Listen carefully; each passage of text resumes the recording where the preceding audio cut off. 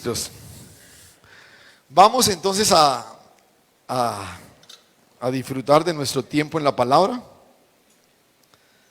Ya ubíquese ahí, por favor. Estamos en Éxodo capítulo 2, o Hechos capítulo 7. Estábamos ahí en los dos. Pero el desafío en el que hemos venido caminando es tratar de ampliar nuestra comprensión, nuestro entendimiento acerca de esta que es la hoja de ruta que el Señor nos ha marcado, ¿cierto? Más de Cristo, menos de mí. Estamos en esa dinámica, ¿cierto? Más de Cristo, menos de mí.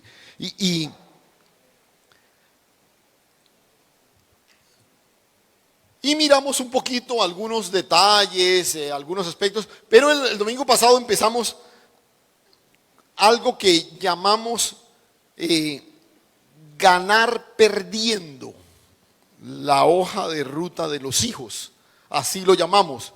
¿Y a qué nos estamos refiriendo con eso? Recuerda, es más de Cristo, menos de mí. O sea, ¿cómo gano yo? Pues perdiendo yo. El que quiera salvar su vida la perderá. Entonces la idea es que Maturana no estaba tan desfasado, ¿cierto? El hombre, lo que pasa es que nadie lo entendió en su momento. Pero sí, esto de ganar es perder un poco. Pero en el reino es perderlo todo, realmente. Entonces, pero la idea aquí es, esa ecuación ya la tenemos clara, es más de Cristo, menos de mí. Otra vez, la tenemos clara. El asunto es cómo comenzamos a movernos, a operar, a transitar en ella. Y recuerda que tomando una célebre frase de este evangelista del siglo XIX, el doctor Moody, citamos esa frase de él, vamos a citarla nuevamente. Dice: Moisés pasó 40 años creyendo que era alguien, 40 años aprendiendo que no era nadie, y luego 40 años viendo lo que Dios puede hacer con alguien que sabe que no es nadie. ¿Sí? Entonces, ahí en esa, aprovechando una frase tan acertada, una descripción, una visión tan clara sobre lo que Dios hizo en la vida de Moisés, vamos a usar o hemos usado a Moisés como modelo para ver esa dinámica de cómo ir transitando hacia precisamente eso, que se manifieste el hecho de ver a Cristo crecer mientras nosotros menguamos. Entonces, con base en la propuesta del doctor Moody, nosotros hablamos de 3 momentos. Nota, la vida de Moisés se desarrolló en 3 periodos de 40 años cada uno. Entonces, en esa dinámica o siguiendo esa relación, esa visión, planteamos también 3 etapas en este recorrido. La primera la llamamos autorrealización, ¿sí? La segunda, negación o reconocimiento o negación. Y la tercera es manifestación, o también usted puede llamarla resurrección, ¿cierto? ¿Cuál es la idea de cada una de estas 3 etapas? En la primera etapa, cuando hablamos de autorrealización, porque es ese periodo de nuestra vida en que creemos que estamos llamados a ser alguien, ¿no? Incluso lo vivimos aún en la fe. Usted dice: no, y es que a mí Dios me va a usar, y Dios va a hacer cosas poderosas a través de mí, y esto y lo otro. Y con esas frases que suenan piadosas, en última estamos apuntando es a nosotros, ¿sí? Entonces, al igual que Moisés, creyendo que somos alguien, ¿cierto? Y vimos con detalle la experiencia de Moisés el domingo pasado. Simplemente a manera de repaso, los 3 elementos que apreciamos en ese recorrido de autorrealización en la vida de Moisés, cómo él en un momento determinado cree que el llamado de Dios, indudablemente Dios llama a Moisés, pero que el llamado de Dios es por lo importante y trascendente que él es. Entonces, en esa etapa identificamos 3 cosas. Vamos a citarlas rápidamente. Primero dijimos, no somos victoriosos por lo que ahora tenemos, somos vencedores por aquel que nos amó. ¿Sí? Entonces esa fue la primera cosa que revisábamos. ¿Y por qué? ¿Qué fue lo que le ocurrió a Moisés? Recuerda, Moisés es criado con toda el conocimiento del Dios de los hebreos por su propia madre biológica, ¿cierto?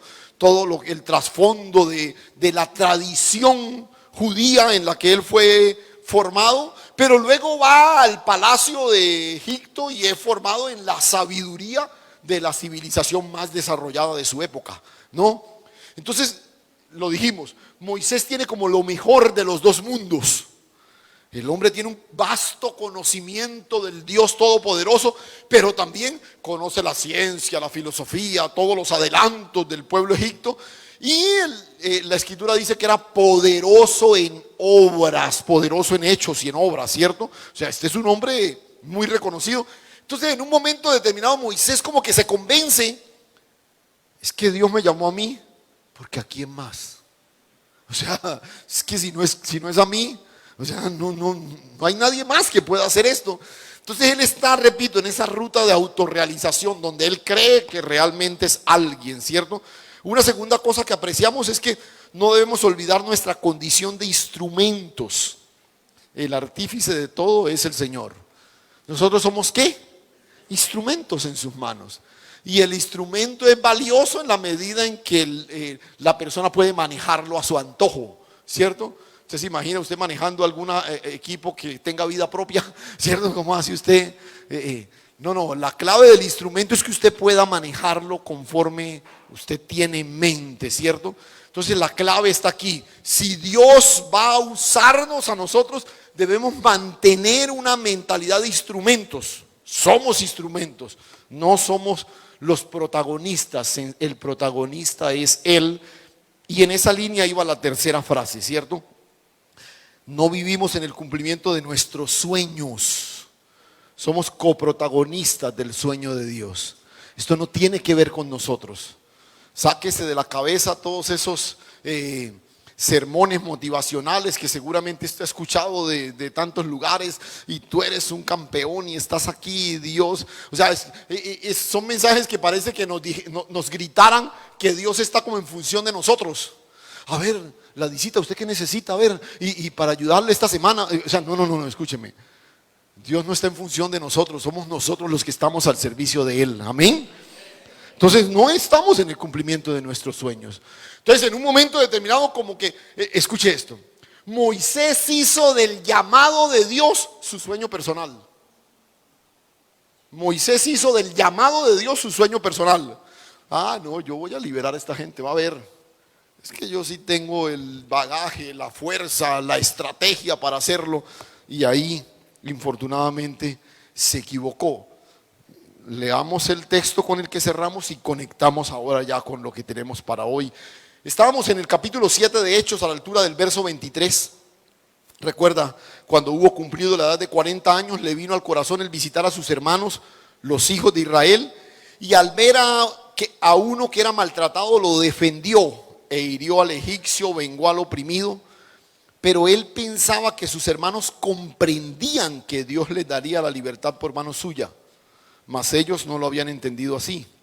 Y al día siguiente se presentó a unos de ellos que reñían y los ponía en paz, diciendo: varones, hermanos sois, ¿por qué os maltratáis el uno al otro? Entonces el que maltrataba a su prójimo lo rechazó, diciendo: ¿quién te ha puesto por gobernante y juez sobre nosotros?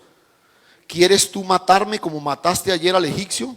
Al oír esta palabra, Moisés huyó y vivió como extranjero en tierra de Madián, donde engendró 2 hijos. Moisés sale convencido. A ver, Moisés tiene su primer intento de liberación.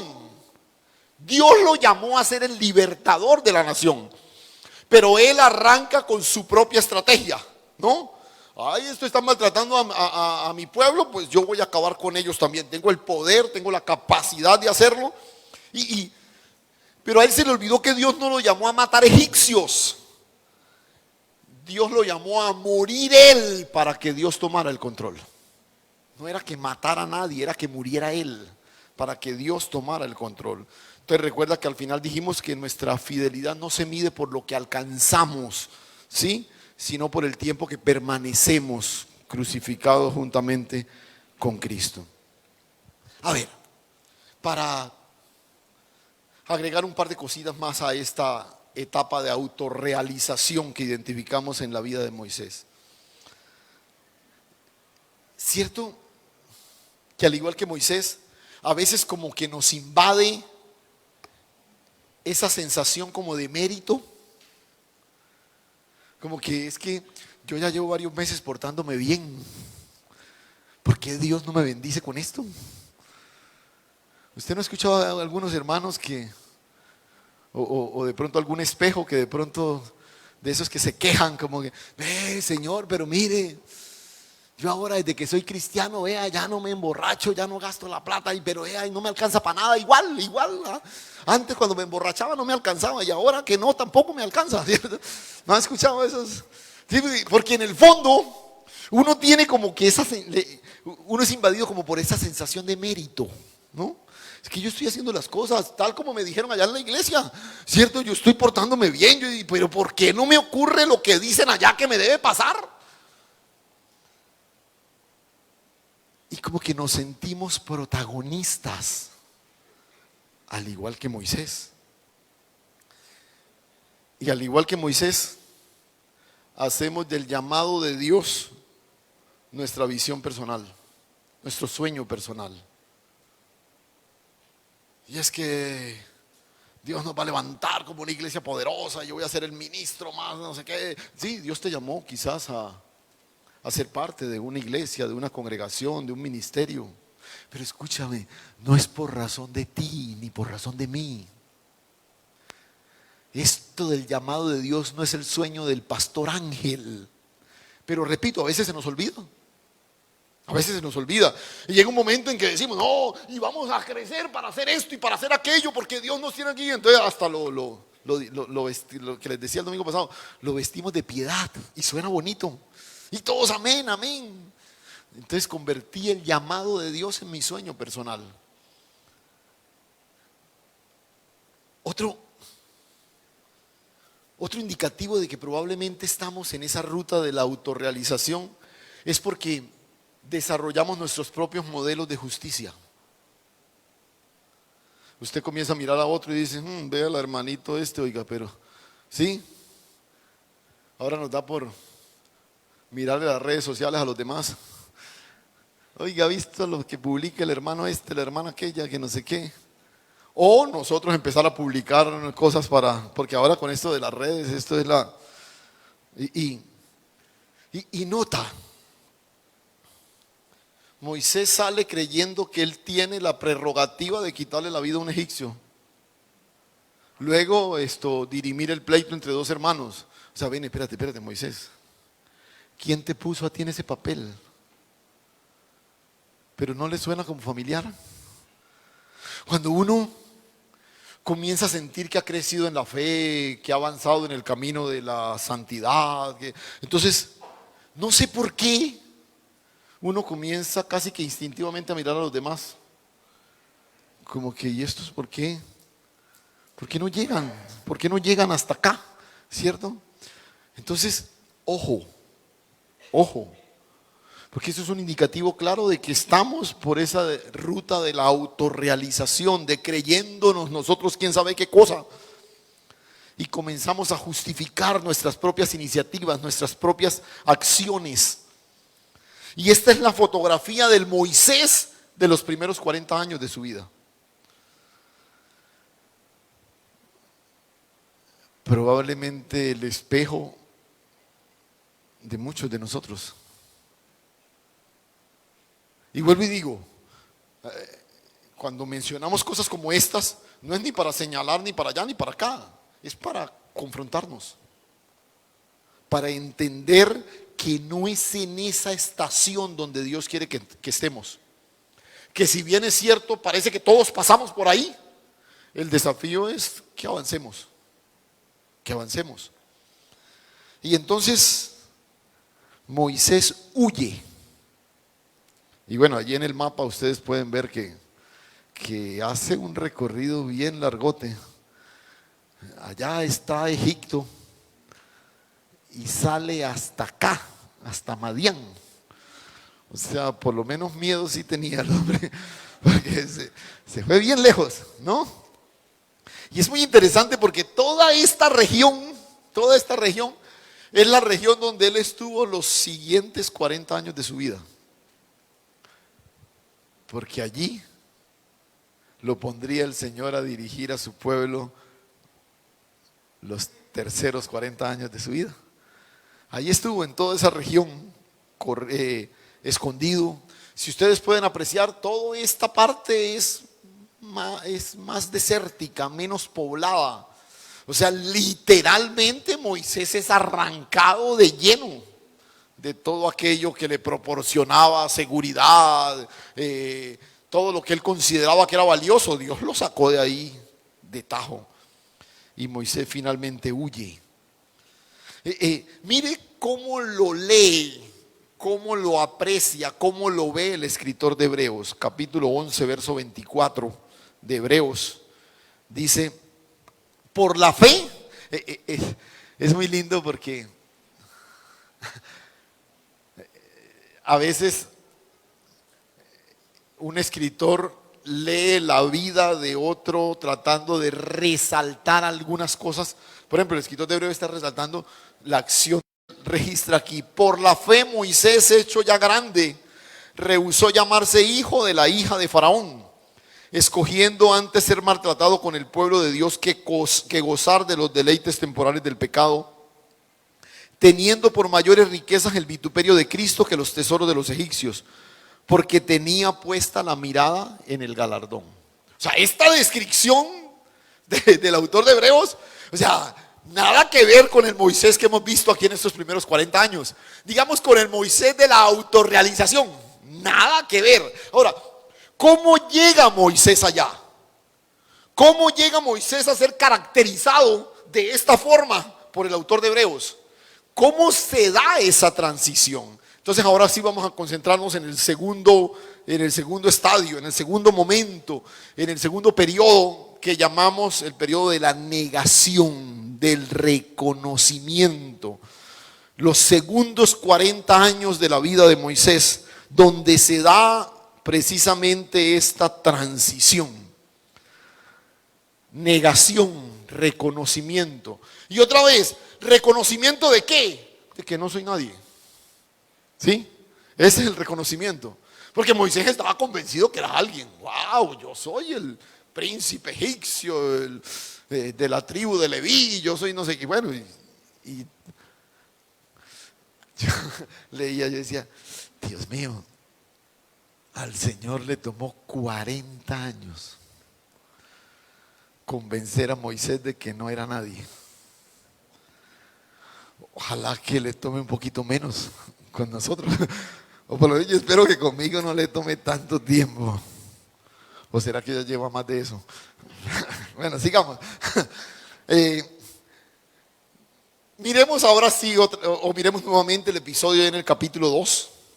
¿Qué ocurrió? Capítulo 2 de Éxodo, capítulo 2, versículo 11.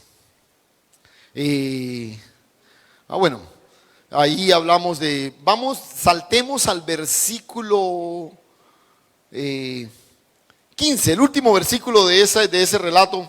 Recuerden, ya leímos que separó al uno y al otro, y entonces,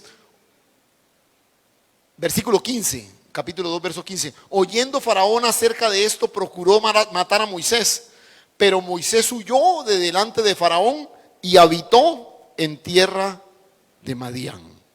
Habitó en tierra de Madián.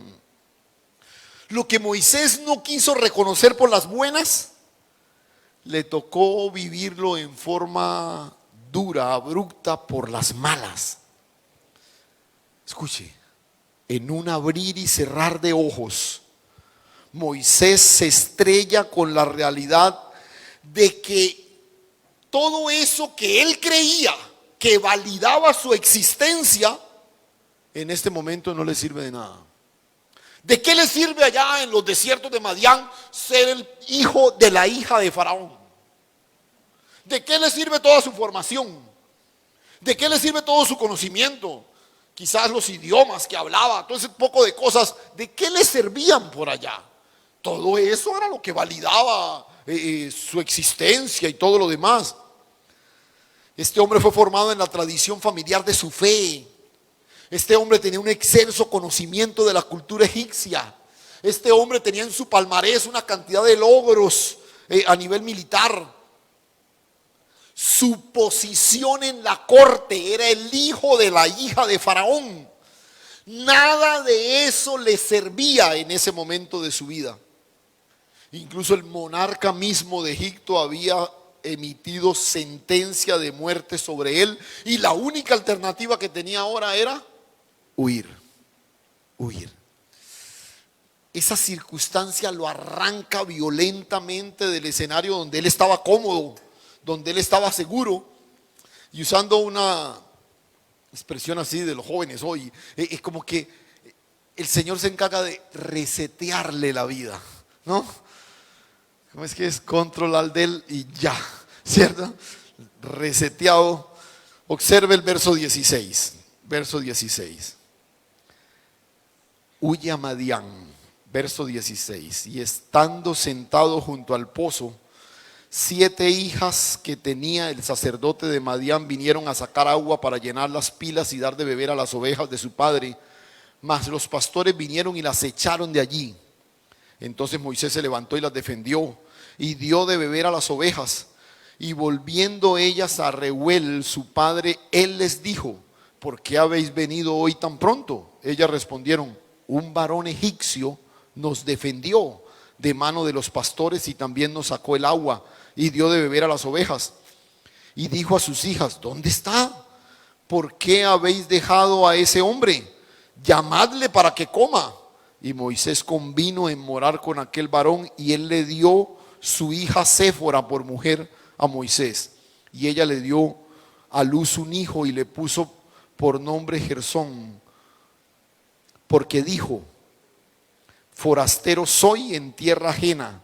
Aconteció que después de muchos días murió el rey de Egipto, y los hijos de Israel gemían a causa de la servidumbre, y clamaron, y subió a Dios el clamor de ellos con motivo de su servidumbre. Y oyó Dios el gemido de ellos, y se acordó de su pacto con Abraham, Isaac y Jacob. Y miró Dios a los hijos de Israel, y los reconoció Dios. Es muy interesante, vea. Moisés huye de Egipto, llega a Madián, pero él continúa con su rol de justiciero. ¿Sí ve? ¿Qué es lo primero que hace cuando llega a Madián? Hacer justicia. ¿Cómo es que estos tipos no dejan que estas pobres mujeres saquen agua y le den de beber a su rebaño?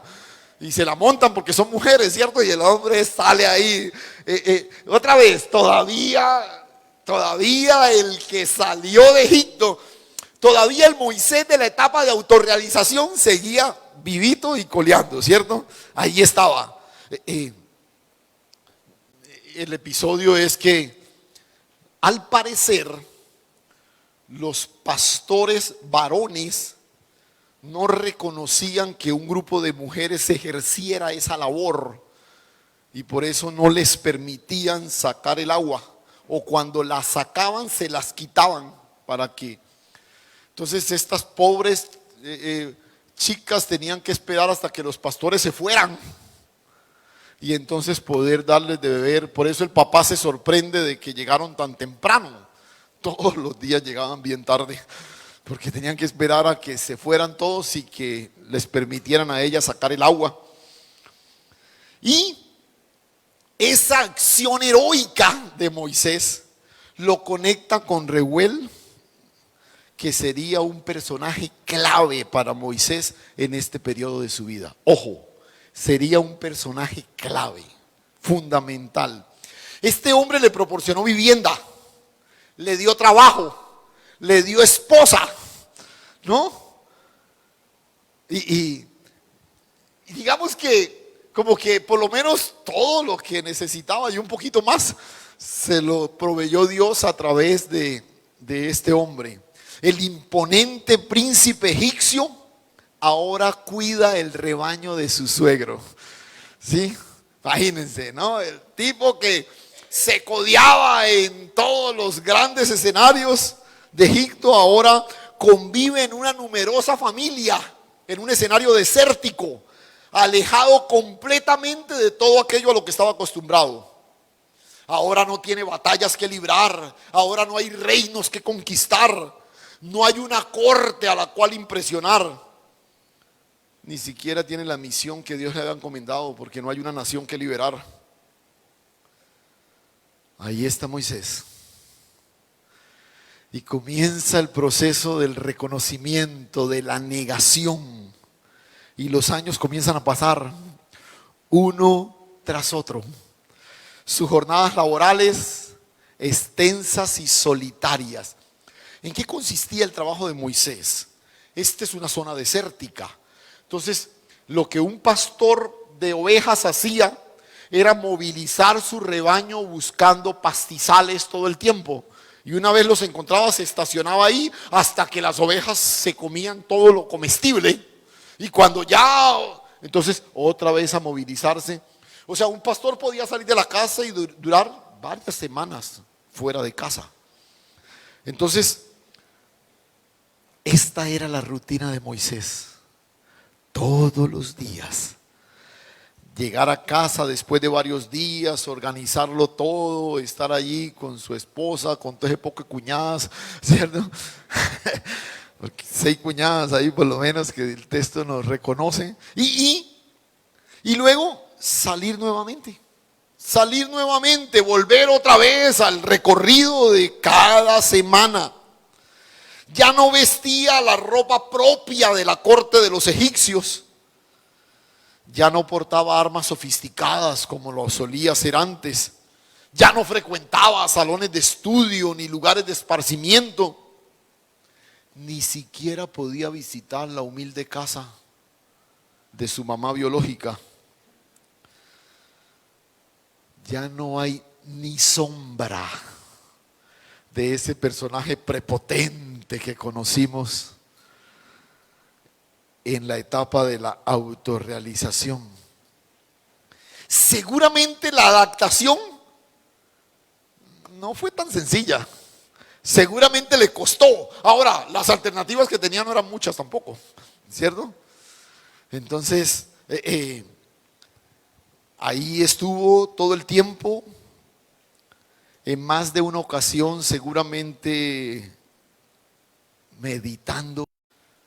Y vea, yo por y vea aquí donde estoy ahora, por dármelas de quién sabe qué cosa, de superhéroe y todas esas cosas, ahora mire aquí. Y la resistencia a ese nuevo hábitat seguramente cada vez fue bajando. Esa cerviz altiva de un príncipe ahora es quebrantada. Y todas esas pretensiones de antaño ahora son dejadas a un lado.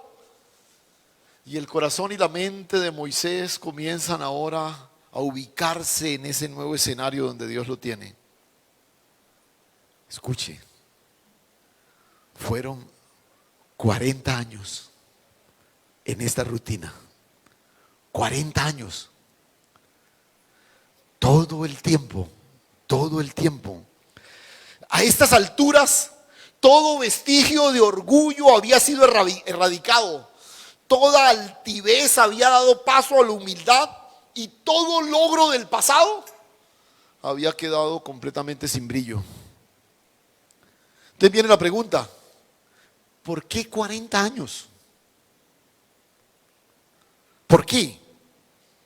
¿Por qué tanto tiempo? Y otra vez, no tenemos una respuesta 100% certera, pero lo que podemos deducir es que a Dios le tomó 40 años convencer a Moisés de que él no era todo lo que creía que era. Vuelvo y repito.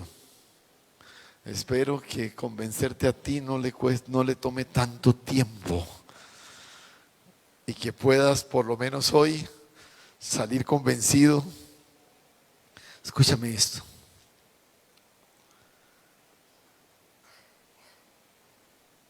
Sus mejores iniciativas, o mejor, digámoslo en términos personales, necesitamos entender que nuestras mejores iniciativas siempre serán un estorbo para el plan de Dios. Siempre.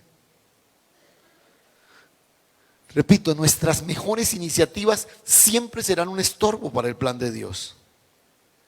Lo único que realmente es valioso en el reino es que mantengamos esa condición de instrumentos.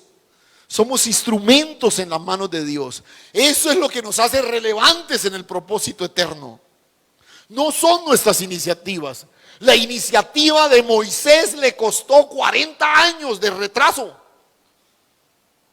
Escúchame, Dios no necesita mis iniciativas, necesita mi obediencia. Es mi obediencia lo que Dios demanda, no son mis iniciativas. Este proceso que hemos descrito como ganar perdiendo, necesitamos llegar ahí, a donde Moisés llegó. Y pensaba mientras escribía que es mejor recorrer este camino como lo hizo David y no como lo hizo Moisés. Aunque bueno, a David le tomó más o menos 20 años también. Pero usted nota, si recuerda la historia de David, David es ungido para ser el rey de Israel. O sea, recibe un llamado. Pero a diferencia de Moisés, David nunca hizo del llamado de Dios su sueño personal. David nunca soñó con ser el rey de Israel. Es más, siempre tuvo claro que estaba bajo la sujeción de Saúl. Siempre lo tuvo claro. Siempre reconoció eso a lo largo de toda su vida. Y su llegada al trono de Israel lo dejó en manos de Dios. Por eso digo, es mejor recorrer este camino como lo hizo David y no como lo hizo Moisés. Y quizás un buen ejemplo de este proceso vivido de una forma natural y edificante lo podríamos reconocer en José. Recuerdan que hemos venido manejando la vida de José en forma paralela también. ¿Recuerda a José en la etapa de la autorrealización? ¿Lo recuerda? Ese impetuoso chico que tuvo el sueño donde Dios lo muestra como un manojo, ¿no? Y los demás se inclinaban a él. Y esta imagen lo marcó. O sea, José no podía pensar en otra cosa. Uy, yo parado y mis hermanos inclinados delante de mí, y se los contó a ellos. Qué descarado, ¿cierto? Se los contó a ellos, le contó al papá y a la mamá. Tuve un sueño, sí, y cómo era, y les cuenta, y estábamos ahí, y ustedes se inclinaban a mí, el sol, la luna y las estrellas, la ruta de la autorrealización. Pero este chico quedó marcado. Escuche, ese sueño, ¿qué representaba? El llamado de Dios. Dios lo estaba llamando para liderar algo glorioso. ¿Qué pasó con José? Lo mismo que Moisés en esta etapa de su vida. Hizo del llamado de Dios su sueño personal. Su sueño personal. Y bueno, vamos a llegar ahora ya, pero no quiero adelantarme. Pero escuche esto. Llenó su mente de aquella visión.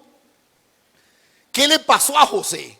Así, al igual que Moisés, Dios tuvo que tener un trato duro, un cambio radical en la vida de José. De un día para otro terminó metido en una cisterna. Fue la túnica de colores que lo vestía como un príncipe, le fue arrancada, ¿cierto? Y terminó siendo vendido por sus propios hermanos como una mercancía cualquiera. Pasó de ser el hijo preferido de Jacob, con todos los privilegios que eso conllevaba, a terminar como esclavo en la casa de un oficial egipcio. Pero bueno, uno dice, no, pero a diferencia de Moisés, o al igual que Moisés, José estuvo tranquilo, sereno, cumpliendo sus labores, siendo fiel, no se dejó seducir de la esposa de Potifar. Sin embargo, ¿cuál fue el premio? Terminó en la cárcel. Terminó en la cárcel. ¿Qué podía ser peor que ser esclavo? Pues estar preso. O sea, por lo menos es esclavo, pero se puede mover libremente en una casa, pero ahora es esclavo y además está privado de la libertad. Pero aquí viene lo lindo que ocurrió en la vida de José y que también apreciamos en la vida de Moisés. José no le da lugar a la amargura, no le da lugar a la queja ni a la rebelión, sino que creció en fidelidad y comunión con Dios. Fidelidad y comunión con Dios. Y José comienza a morir a todas esas pretensiones que él tenía.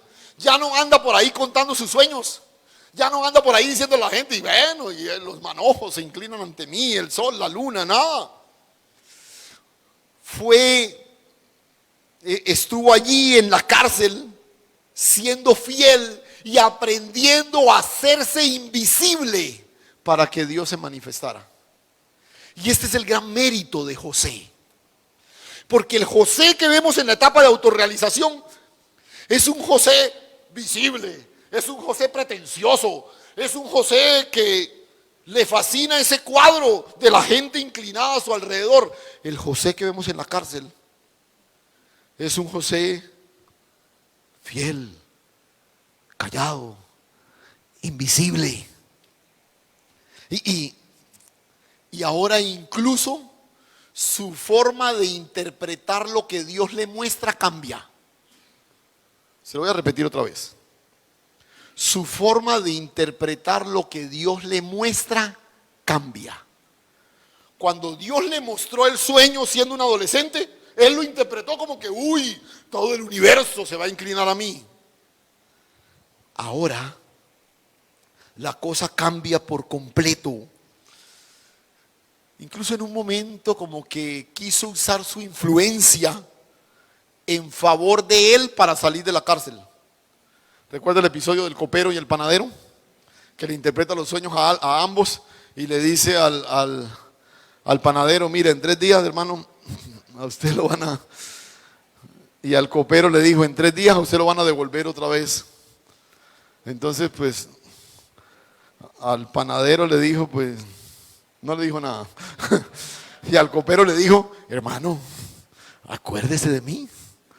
Acuérdese de mí. Otra vez, en un momento como que le volvió a surgir el bichito y quiso usar su poder en conveniencia personal, ¿cierto? Pero lo interesante es que el relato en Génesis dijo que, ¿qué pasó con el copero? Se olvidó.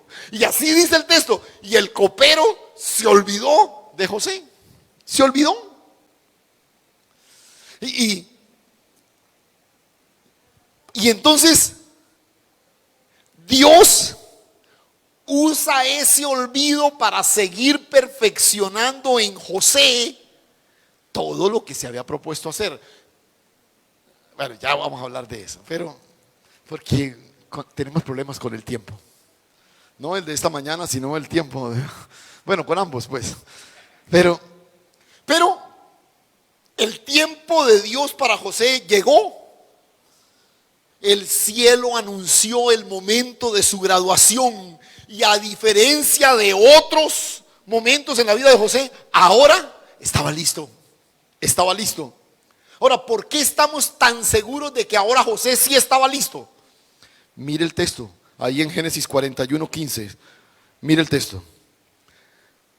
Faraón tiene el sueño, ¿recuerdan? Entonces el copero ahora sí se acuerda. Ay, allá en la cárcel yo conocí a un muchacho, oiga, muchachos, y era pero acertadísimo, ¿sí? Hasta el baloto el hombre lo cogía, eso no, solo que nunca lo dejaron salir a cobrar. Pero el tipo lo mandan llamar. Dijo Faraón a José, he tenido un sueño y no hay quien lo interprete, mas he oído decir de ti que oyes sueños para interpretarlos. Escuche la respuesta de José, estaba listo. Respondió José a Faraón diciendo, ¿qué dijo? No está en mí. Dios será el que te dé respuesta propicia a Faraón. sea, José aprendió a ser invisible. No, Faraón, no me mires a mí. Es que eso no está en mí. Es Dios.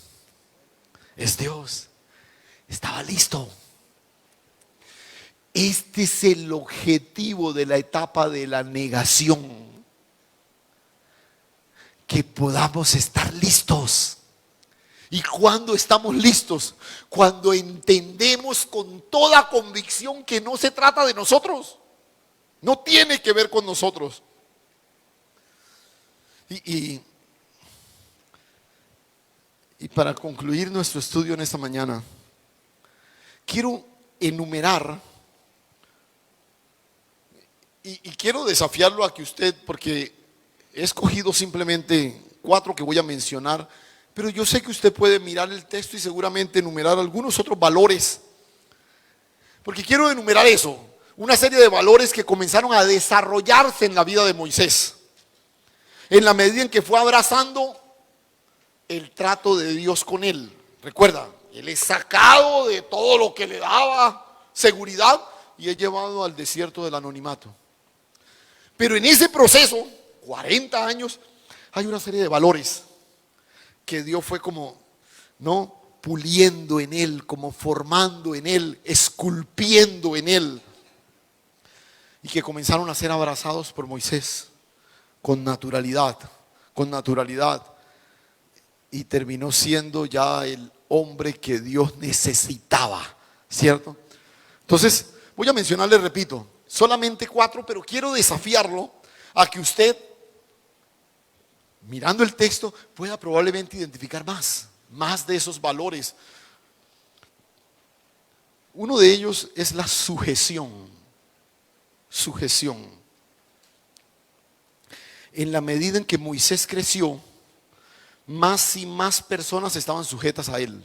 Recuerde, Moisés crece, es criado en casa de su mamá, pero aún siendo niño, había en la puerta de la casa soldados que estaban al servicio de él, porque lo estaban cuidando. Luego llegó a la corte y cada vez más y más personas estaban al servicio de él. O sea, él tenía mucha gente que estaban bajo sujeción de él. Pero a él le costó trabajo sujetarse. Y un instrumento que no se sujeta no puede ser usado por la mano de Dios. Repito, un instrumento que no se sujeta no puede ser usado por la mano de Dios. Moisés identificó el llamado de Dios y quiso desarrollarlo bajo su propio criterio. Asumió una postura de juez, tomó la justicia por su propia mano y quebrantó de paso la autoridad de Faraón, a la que él estaba sujeto. Si con algo tenía problemas Moisés, era con la sujeción. Y una de las asignaturas que más aprendió durante estos segundos 40 años de su vida fue precisamente esta: la sujeción. Fue un trabajador dependiente todo el tiempo. Estuvo bajo el liderazgo de su suegro y sacerdote y bajo la autoridad de Reuel en Madián todo el tiempo. Escúchame algo. La incapacidad para sujetarnos es uno de los más grandes obstáculos que se levantan en el proceso de reconocimiento y negación.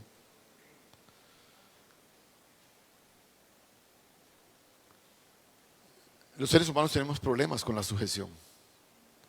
A uno le cuesta, por ejemplo, sujetarse a alguien que sea más joven que uno. Dice, pero ¿cómo va a estar este encima de mí si yo tengo mucho más años, tengo más experiencias? Somos expertos en encontrar razones para no sujetarnos. Yo tengo más tiempo en esta empresa. Yo tengo más especializaciones. Yo he hecho esto, yo he hecho lo otro. Yo tengo más años de ser cristiano que el pastor, ¿cierto? Tenía que decirlo, ¿cierto? Pero se nos olvida que una de las marcas más representativas que las personas identificaron en Jesús fue la sujeción. Jesús estaba sujeto a su Padre Celestial. Solamente un ejemplo, y lo miramos y ya seguimos. Ahí en Mateo capítulo 8, este episodio usted lo conoce, a la altura del verso 7, recuerda un centurión romano que viene y le dice: mi siervo está enfermo, y el Señor le dice: yo voy a su casa. Entonces él le responde, versículo 8: Señor, no soy digno de que entre bajo mi techo, solamente di la palabra y mi criado sanará. Pero escuche la razón que le da: porque yo también soy hombre bajo autoridad, y tengo bajo mis órdenes soldados, y digo a este: ve y va, y al otro: ven y viene, y a mi siervo: haz esto, y lo hace. Y al oírlo Jesús se maravilló. Yo quiero que escuche lo que el centurión le dijo otra vez: porque yo soy hombre bajo autoridad y tengo bajo mis órdenes soldados. Él le dice: Jesús, no es necesario que vayas, di la palabra. Entonces, lo lógico que debía decirle es: porque yo soy un tipo de autoridad, y cuando yo digo algo la gente lo hace. Pero ¿cuál es el encabezado de su frase? Porque yo soy hombre bajo autoridad. ¿Entiende lo que él está diciendo ahí? O sea, yo estoy reconociendo que tú tienes autoridad, porque al igual que yo conozco lo que el centurión le está diciendo. Mire, yo conozco esa dinámica perfectamente, porque todo el mundo hace lo que yo le digo. ¿Por qué? Si algo reconoció la gente de Jesús, es que vivió bajo la sujeción de su Padre todo el tiempo. Gloria a Dios. Dios colocaría sobre los hombros de Moisés un nivel de autoridad inmenso, pero él necesitaba ejercitarse en sujeción.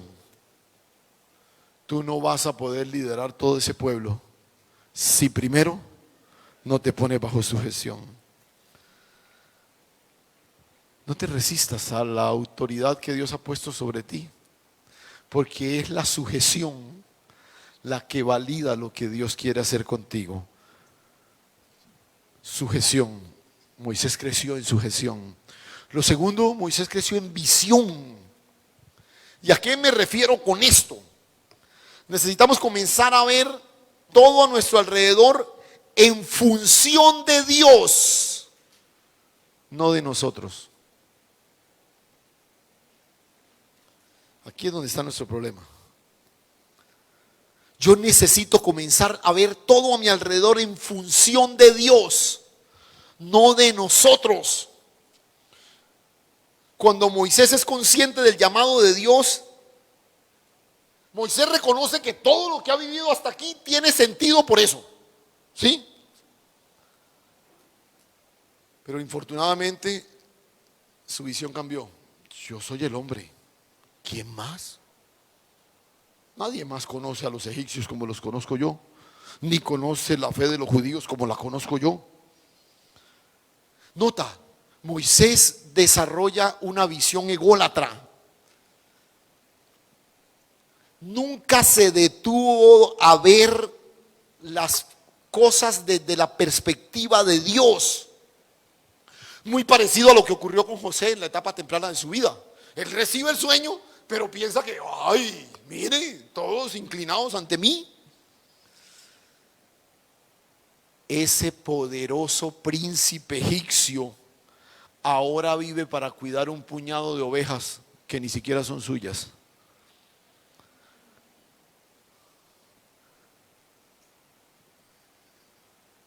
El principal escenario del que Moisés debió huir fue de él mismo. ¿Qué es lo que debe ser renovado en nuestra visión? Escúchame.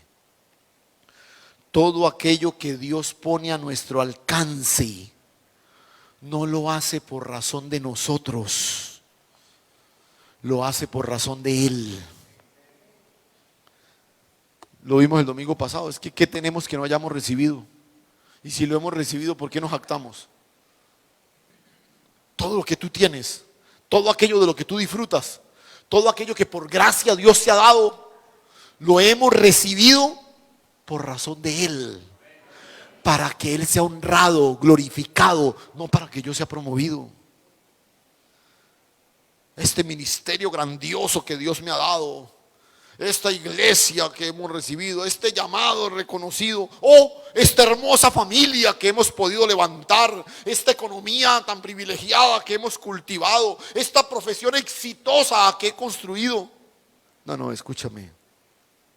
Nuestro gran desafío con lo que Dios nos ha dado, ojo, no es cómo lo sostengo, no es cómo lo multiplico.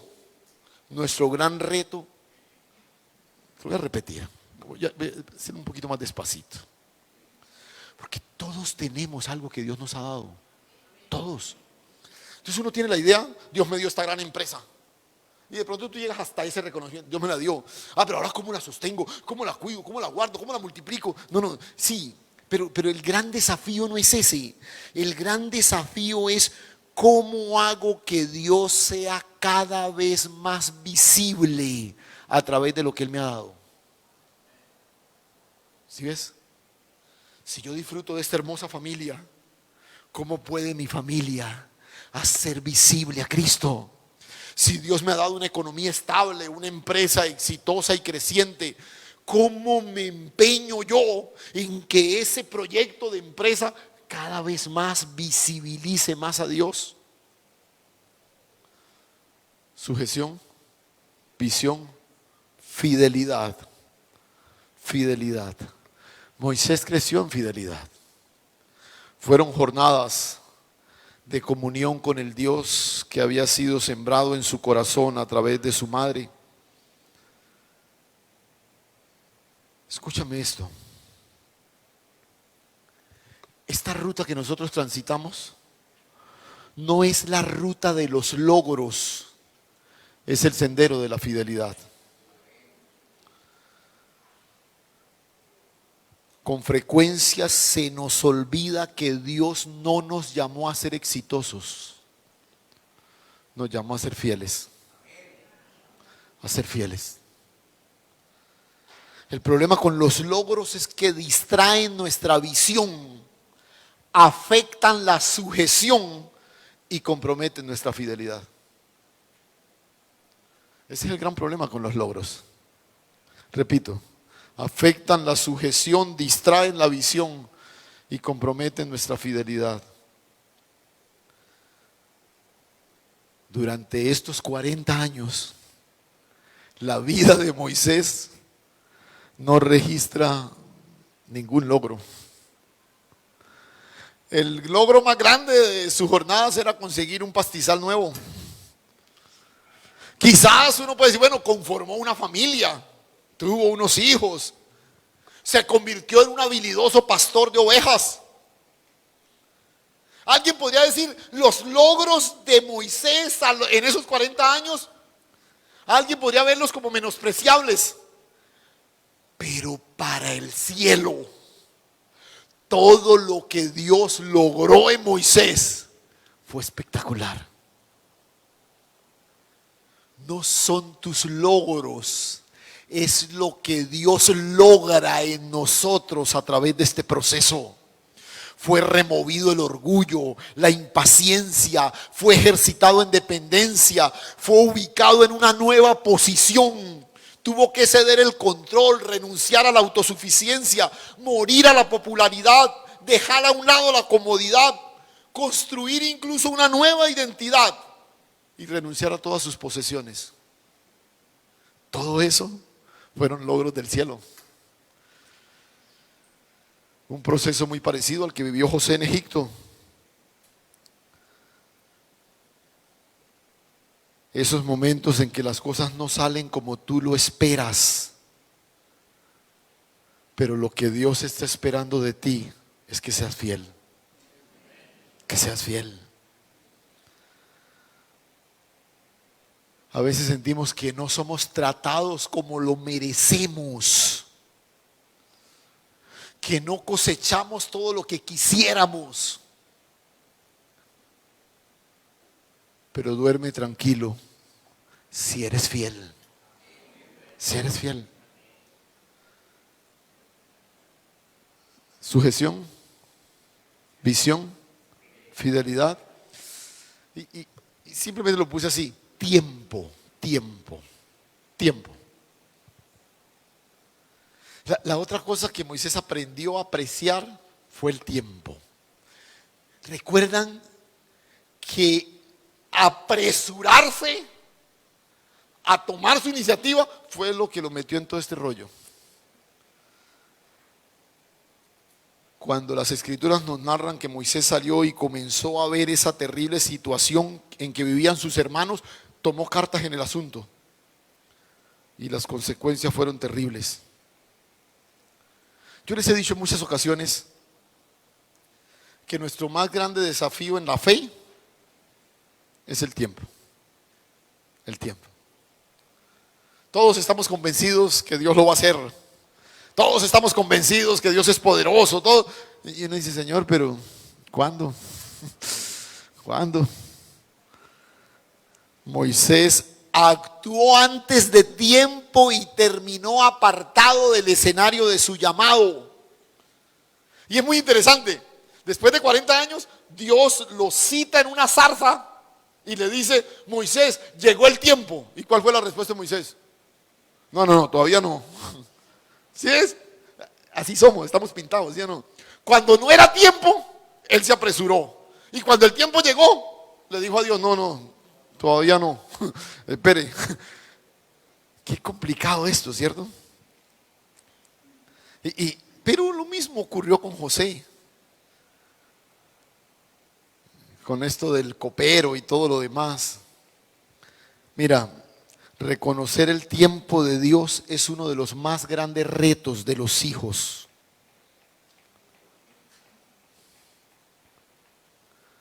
Y por eso quiero cerrar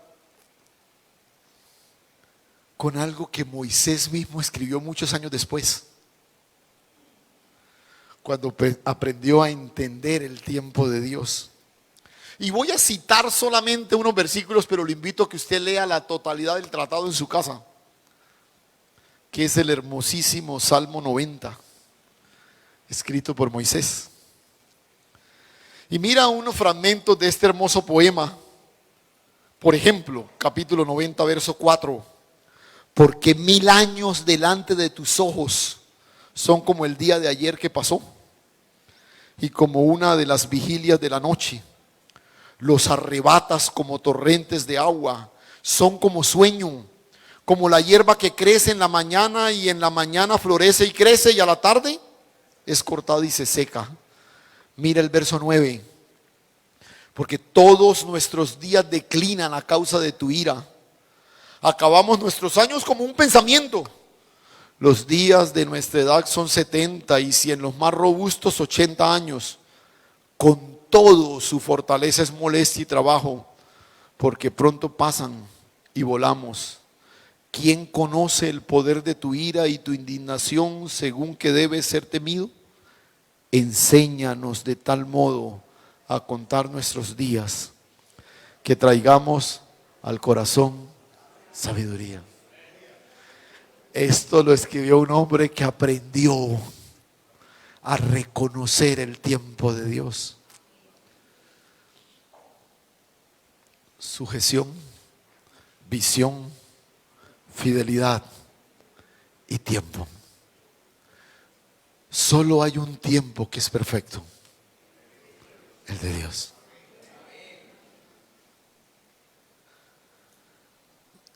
Vamos a seguir hablando de esta segunda etapa de negación, porque aquí es donde está la clave.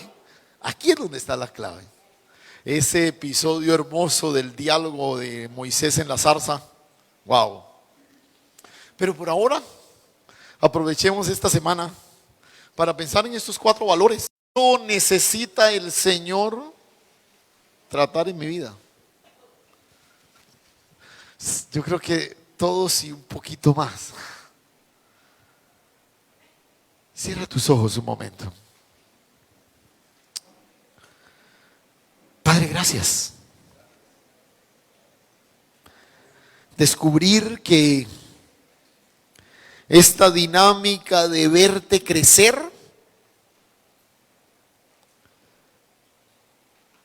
resultó bastante compleja.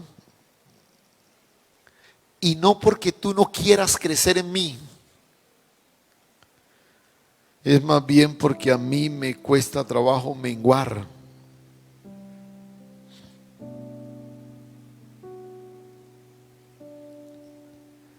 Quizás al igual que Moisés, hemos construido un estilo de vida que gravita en torno a nosotros.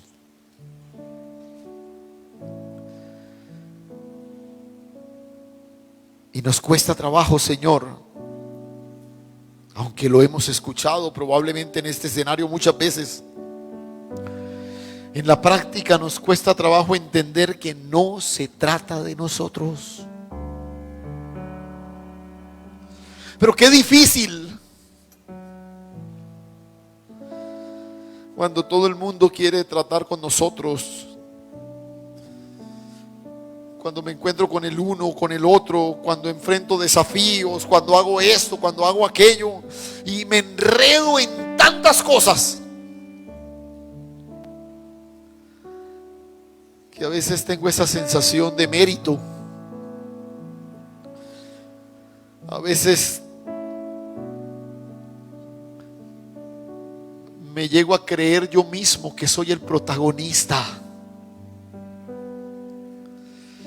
A veces me altero cuando siento que las cosas no se dan en el tiempo que yo espero.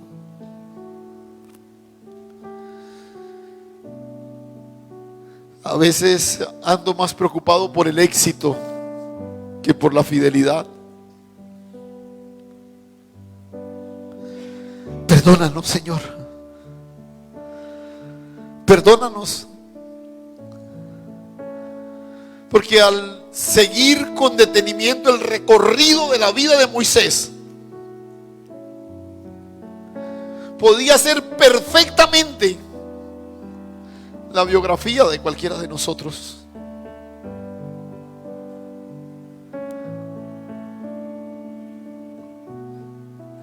Señor, perfecciona en nosotros lo que te has propuesto hacer. Al igual que como lo hiciste con Moisés, arranca de nosotros todo aquello que nos desconecta, que afecta nuestra visión de tu llamado. Aquí estamos, Señor. Perdónanos, Dios. Hoy queremos comenzar en forma consciente ese proceso de negación, de reconocimiento, para que tú, Señor, puedas alcanzar todo lo que el cielo se ha propuesto. Hoy, Señor, ponemos de lado lo que anhelamos alcanzar nosotros para ver manifestado en nosotros lo que tú te has propuesto, Señor. Ayúdanos. A ti la gloria y la honra, Señor. Todo el reconocimiento en Cristo Jesús. Amén y amén.